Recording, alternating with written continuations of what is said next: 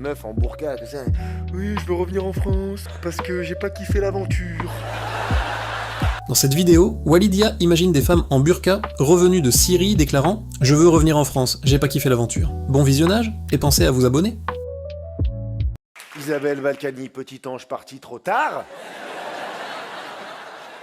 Moi, j'ai rencontré le maître de l'esquive de prison politique. Ronaldinho du passement de jambes judiciaire. Nicolas Sarkozy. Ah bah oui, 12 affaires judiciaires au cul. Artiste. Oh là, lui, il arrive, il a plus vu le juge que le dealer en bas de chez moi. Au tribunal, ils ont installé des portes battantes pour lui, pour que ça aille plus vite. Non mais laisse tourner le moteur, j'aime pas pour longtemps. Alors, ça part en appel, ça cassation, contre-appel, contre Uno, contre Kem, Wakanda Forever, à demain. Allez, salut.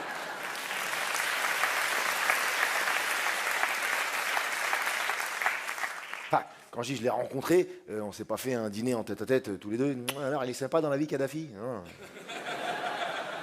Avant les bombardements, après il était tout bleu, je l'ai vu, Nico. Non, je l'ai rencontré au Parc des Princes. Parce qu'il adore le PSG. D'ailleurs, si tu veux le voir, il est soit au Parc des Princes, soit au tribunal. C'est un des deux. Et j'étais dans le carré VIP, c'est les zones présidentielles, tout ça. Et il me voit et oh. Et il laisse rentrer les stadiers maintenant. Il y a quelqu'un qui attend un Deliveroo? C'est quoi l'histoire?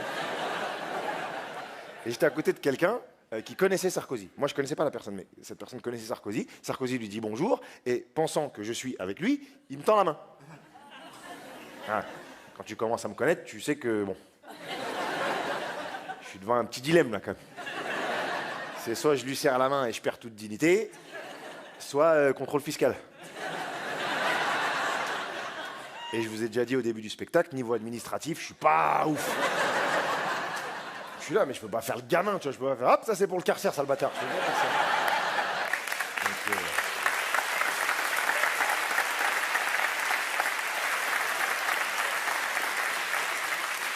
Donc, je me dis, tiens, qu'est-ce que je fais? C'est pas grave, je vais lui serrer la main, mais je vais tout lui dire. Je lui serre la main, je vais dire, ah, tu veux me dire bonjour à moi? Tu veux me souhaiter la bonne journée? Alors que tu nous as insultés pendant 5 ans, que tu as fracturé le pays avec ton débat sur l'identité nationale, que tu nous as entraînés dans une guerre qui n'avait rien à voir, sauf pour cacher tes financements de campagne, et tu crois que moi, je vais te dire bonjour?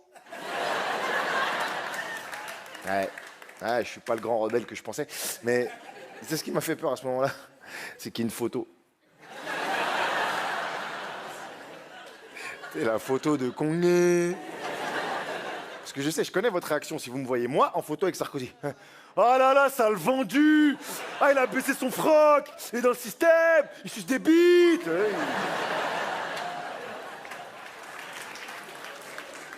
Déjà, je fais ce que je veux, déjà.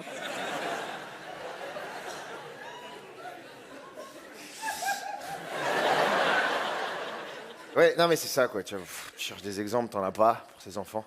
Puis après, je me dis, mais attends, toi, tu cherches les exemples dans l'individu. Personne n'est parfait. L'exemplarité, elle se trouve peut-être dans le collectif. C'est vrai que collectivement, on surmonte des crises. C'est vrai. Là, on vit la crise ukrainienne ensemble, tu vois.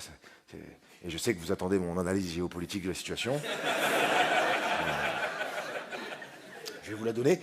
Ça va mal finir. Très mal finir. Poutine, là, il est en phase terminale, tu sens. Il est boursouflé, on dirait un hémorroïde vivant qui sait lire le cyrillique.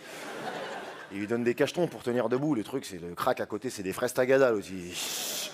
Parce que plus dangereux qu'un dictateur, c'est un dictateur qui sait qu'il va bientôt mourir. Hein. Là, c'est Afida Turner devant le bouton atomique. Ouais, nous, on lui envoie Macron pour négocier. De la paix. L'autre, il est en train d'arracher un dernier œil de gilet jaune. Quoi, la paix? Ouais, j'arrive. Tu rajoutes à ça Biden, toutes les 2 semaines, là, dès qu'ils voient un micro ouvert, Poutine, enculé! Et il retourne à la Maison Blanche dans son caisson à oxygène. Et il a 125 ans, le bâtard! Son sang, c'est du sable. Quand il éternue, c'est parce que son âme, elle veut sortir. C'est bon, c'est bon. Là. Ça y est, c'est bon. Prend des décisions pour un avenir qu'il verra même pas, faut arrêter. Mais on va le traverser, ça. Comme on a traversé la crise du Covid. Mais ça va repartir là, avec la variole du singe, les chiasses du caribou. Entre la fonte du permafrost et d'ici qu'il y en ait un qui se mette à doigter les dauphins, ça va repartir. Ça va repartir.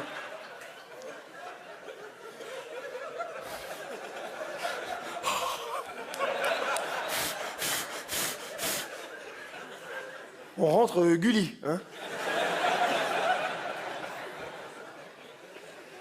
Mais avant le Covid, on avait une autre crise, le terrorisme. Et les attentats en terrasse, on s'en est vite remis, quoi. On est vite retourné en terrasse. Parce que dans ce pays, il y a un principe. L'alcool gagne toujours.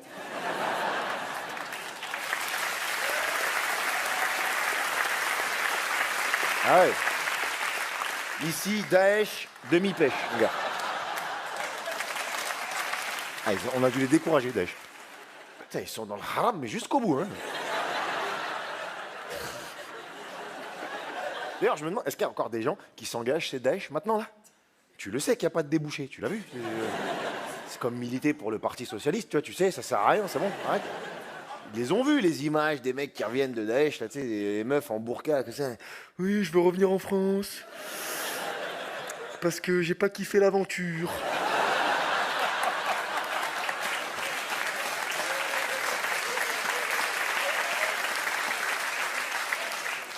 C'est-à-dire, tu t'attendais à quoi, en fait? Je crois que c'était comme dans Aladdin, c'est ce rêve bleu. Ah, loupé, il y a que des Jafards là-bas, ma cousine.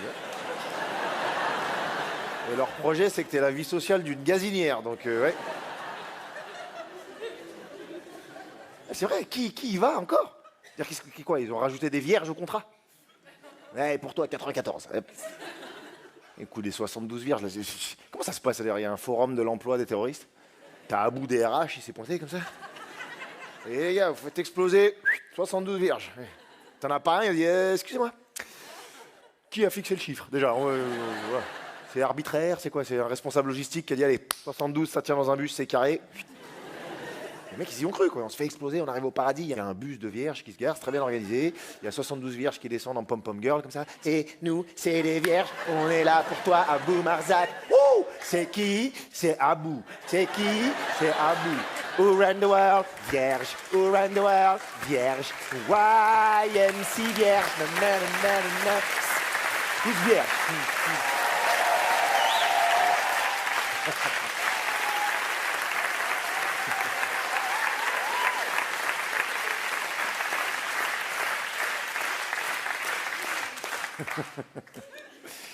Puis 72 vierges, en plus, c'est un truc de lâche. C'est les lâches qui veulent des vierges. Des hommes qui ont peur d'être comparés. Hein? S'il y a un mec qui dit, non, oublie les vierges. Moi, je veux 15 grosses nymphos. Là, il faut avoir peur. Là, il y a du cardio et il est intrépide, le gars. 72 vierges. Puis 72 vierges, c'est complètement con en termes de recrutement. Bah, tu te coupes de tout un public qui a envie de se faire exploser aussi, les femmes, tu vois. Il y a des femmes kamikazes, mais c'est quoi la récompense pour les femmes kamikazes? C'est pas 72 puceaux, je te vois venir, c'est pas ça. Ah bah 72 puceaux, c'est pas le paradis, c'est une formation, quoi. Pensez à vous abonner.